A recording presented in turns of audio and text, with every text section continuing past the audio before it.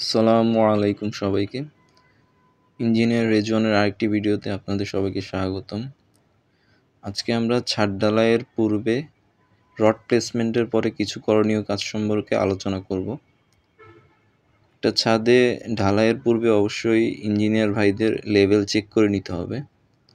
আর ব্লকগুলো ঠিক জায়গায় বসানো হয়েছে কিনা সেটা খেয়াল রাখতে হবে। বিশেষ করে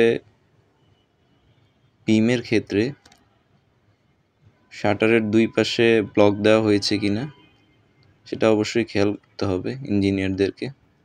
মিস্ত্রিরা অনেক সময় কাজের সুবিধার্থে ব্লক কম দিয়ে থাকে, সেটা অবশ্যই আমাদের ইঞ্জিনিয়ারদের দায়িত্ব থাকে সেটা খেয়াল রাখা।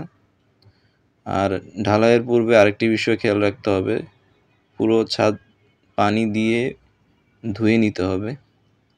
বিমে অনেক সময় সাইডে বা তলানিতে ছিদ্র থাকে, ফোম দিয়ে ওই ছিদ্রগুলো পূরণ করতে হবে।